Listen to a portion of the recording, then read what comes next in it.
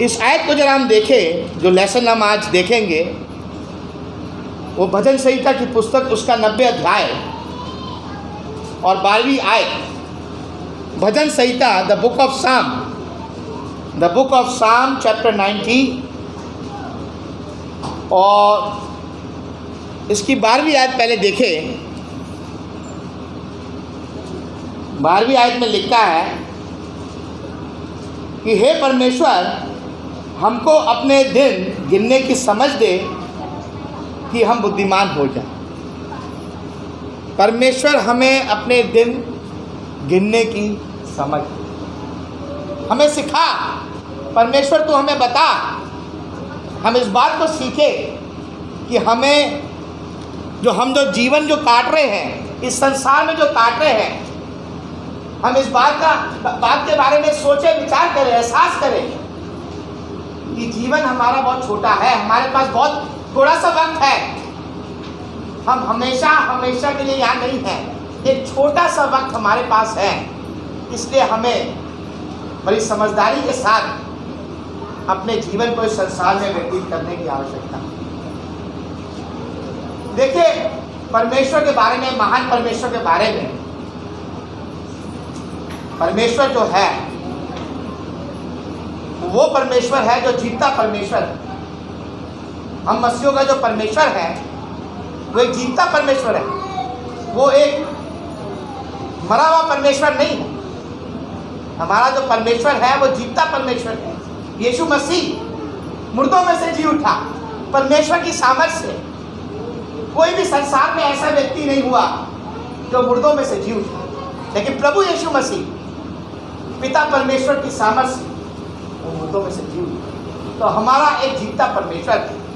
तो परमेश्वर महान है। और जब हम जीवन के बारे में बात करते हैं तो जीवन देने वाला परमेश्वर है और जीवन लेने वाला भी परमेश्वर है। अय्यूब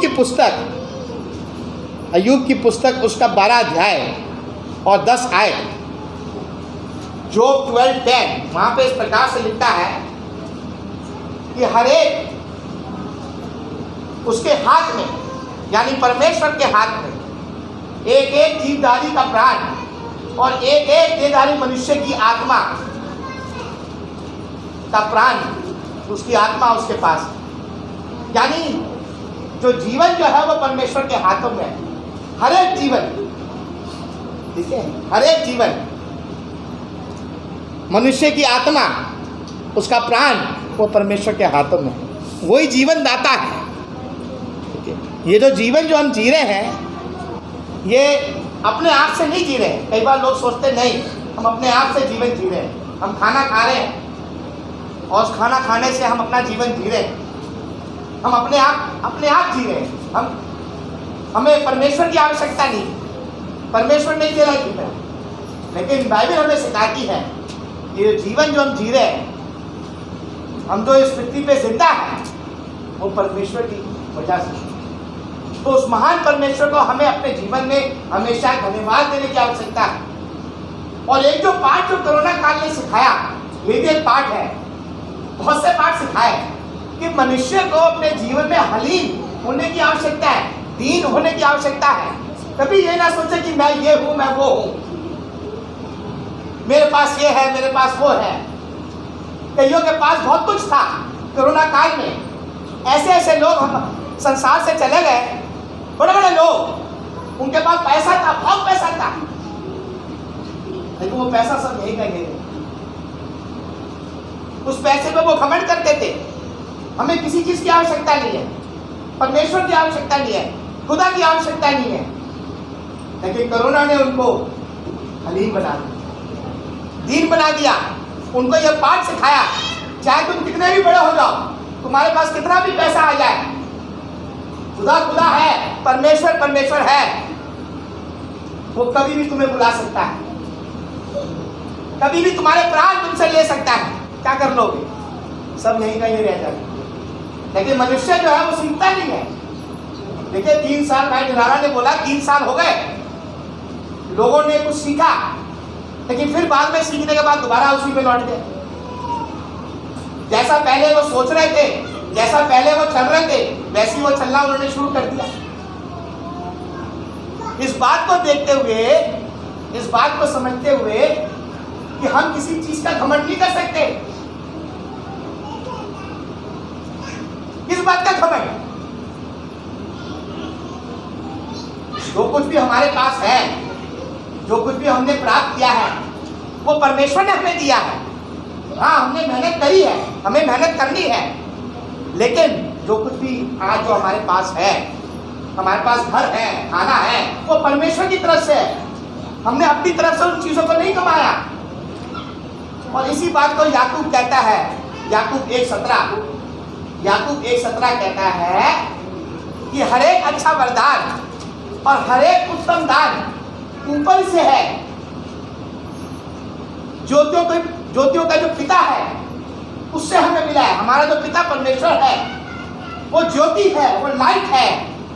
उस पिता परमेश्वर ने हमें वो सब कुछ दिया, हर एक अच्छा वरदान और हर एक उत्तम दान पिता की ओर से। तो हमें उस पिता परमेश्वर का धन्यवाद देना चाहिए। और सबसे बड़ी आशीष की बात यही है कि अभी भी कोरोना खत्म नहीं हुआ। इस बात पर ध्यान रखे। भाई निराला से मैं कह रहा था आपने अभी भी मास्क पहन रखा है, और उन्होंने मुझे याद दिलाया कि ब्रदर कोरोना खत्म नहीं हुआ है, कोरोना अभी भी है। और बिल्कुल बात सही है, कोरोना अभी भी चल रहा है, कोरोना अभी भी जिंदा है और कभी भी कुछ भी हो सकता है, कभी भी कुछ भी हो सकता है। तो हमें परमेश्वर को धन्यवाद देना है, अपने जीवन में परमेश्वर को याद रखना है कि वो महान परमेश्वर है, और हमें हमेशा उसको आदर देना है, सम्मान देना है, और उसको थैंक यू बोलना है कि परमेश्वर मैं तुझे धन्यवाद देता हूँ कि तूने मुझे अभी तक इस पृथ्वी में भेजा। तो हमें हलीम होना है, हमें घमंडी नहीं होना है, हमें एक दूसरे का आदर सम्मान करना है, एक दूसरे से प्रेम करना है। मसीह भाई बहन आपस में प्रेम करें, एकता में रहे। मुझे समझ में नहीं आता कि क्यों जो मसीह भाई बहन जो है, जो लोग बाइबल पढ़ते हैं, वचन को पढ़ते हैं, वो आपस में ही बटे हुए हैं, आपस में प्रेम नहीं करते, ईर्ष्या रखते हैं। वो कहता मैं बड़ा हूं, वो कहता मैं बड़ा हूं। नहीं, मसीह जो है वो इस तरह से नहीं चाहता कि हम इस तरह से अपने जीवन में संसार में व्यतीत करें। मसीह चाहता है, परमेश्वर चाहता है कि हम एक दूसरे से प्रेम करें, एक दूसरे का आदर सम्मान करें। जब हम मसीह में होते हैं तो कोई बड़ा छोटा नहीं होता, इस बात को समझे। जब हम प्रभु यीशु मसीह में होते हैं, कोई बड़ा कोई छोटा नहीं होता। हम मसीह में एक है और एक साथ मिलकर चलते हैं और एक साथ मिलकर प्रभु का काम करते हैं। तो हमें हलीम होने की आवश्यकता है, दीन होने की आवश्यकता है, क्योंकि जीवन हमारा बहुत छोटा है। परमेश्वर हमें अपने दिन गिनने की समझ दे, हमें अपने दिन गिनने की समझ दे। हम देखें हमारे पास कितने दिन हैं। अब लोग इस तरह से सोचना नहीं चाहते, लोग इसके बारे में बात ही नहीं करना चाहते। ये ब्रदर क्या बात कर रहे हैं, हम अपने दिन गिने क्यों गिने? आप तो हमारे घर में घबरा रहे हैं, हमें डरा रहे हैं। लेकिन ये एक वास्तविकता है, ये एक रियलिटी है। मनुष्य के लिए एक बार मरना और फिर न्याय का होना नियुक्त है। इब्रानियों 9:27, मनुष्य को एक बार मरना ही है। मरने से हम में से कोई बच नहीं सकता। हमें इस संसार को छोड़ के जाना है और हमें इस बात को देखना है कि हम किस प्रकार से, किस तरह से अपने जीवन को इस संसार में व्यतीत कर रहे हैं, किस तरह से हम अपना जीवन इस संसार में चल रहे हैं। मसीह जीवन बहुत से है। एक संसार का जीवन है, एक खुद का जीवन है, स्वार्थ भरा जीवन, लेकिन एक है मसीह जीवन, जो हमें मसीह जैसे चलने की आवश्यकता है। जिस तरह से हमारा प्रभु यीशु मसीह था, मसीह जैसा स्वभाव। फिलिपियों 2 अध्याय में हम पढ़ते हैं, फिलिपियों 2 अध्याय में हम पढ़ते हैं कि हमारा जो स्वभाव जो होना चाहिए वो मसीह जैसा होना चाहिए। हमारे जीवनों में मसीह की रोशनी दिखाई देनी चाहिए। अगर हमारे जीवन में मसीह जैसा स्वभाव नहीं है, उसकी रोशनी हमारे जीवनों से नहीं चमक रही है, तो हम विश्वासी मसीह नहीं हैं, हम फेथफुल मसीह नहीं हैं। परमेश्वर हमें अपने दिन गिनने की समझ दे। तो भजन संहिता 90, एक और अगर हम थोड़ा पीछे को जाए, 10वीं आयत जरा देखें, भजन संहिता 90:10। यहाँ पे लिखा है, हमारी आयु के वर्ष 70 तो होते हैं, और चाहे बल के कारण 80 वर्ष भी हो जाए तो भी उनका घमंड केवल कष्ट और शोक ही शोक है। वह जल्द कट जाती है और हम जाते रहते हैं।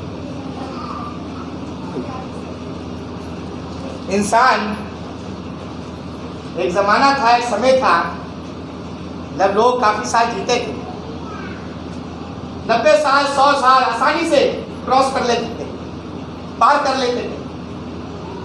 लेकिन आज की डेट में अगर कोई 70 साल का हो जाए तो बहुत बड़ी बात है। लेकिन यहाँ जो शिक्षा तो दी जा रही है, चलिए हम 70 साल के हो जाए, चलो 80 साल भी हो जाए, चलो विटामिन्स लेके, अच्छा खाना खा के, बढ़िया खाना खा के, हमें 100 साल की उम्र भी मिल जाए, हम 100 साल के भी हो जाए, फिर भी क्या है, जैसे जैसे आदमी उम्र में बढ़ता है हम देखते हैं वो कितना कमज़ोर हो जाता है, शरीर कमज़ोर पड़ जाता है, बहुत सा कष्ट उसको झेलना पड़ता है, और आखिर में क्या होता है, वो कट जाता है, उसको बनना पड़ता है। तो भजन संहिता का जो लेखक है वो ये कह रहा है, वो ये बात एहसास दिलाने की कोशिश कर रहा है, चाहे तुम 100 साल के भी हो जाओ फिर भी तुम्हें इस पृथ्वी को छोड़ के जाना है, तुम्हें उससे मुलाकात करनी है। किससे मुलाकात करनी है? परमेश्वर से मुलाकात करनी है। तुम्हें उसके सिंहासन के सामने खड़ा होना पड़ेगा। देखिए रोमियो 14:10 वहां पे क्या लिखा है, रोमियो 14:10 में लिखा है कि हम सब परमेश्वर के सिंहासन के सामने खड़े होंगे, उसके न्यायासन के सामने खड़े होंगे, और परमेश्वर हमसे जवाब मांगेगा, तो हमसे सवाल जवाब करेगा, हम क्या जवाब देंगे? 2 कोरिन्थियों 5:10 वहाँ पे भी इसी बात को बताया गया है कि अवश्य है कि हम सबका हाल परमेश्वर यानी मसीह के न्यायासन के सामने खुल जाए, और हर एक व्यक्ति अपने अपने भले बुरे कामों का बदला जो उसने देह के द्वारा किए हो पाए। यानी हम सबको अपना लेखा देखा परमेश्वर को देना होगा, जो भी हमने काम किए हैं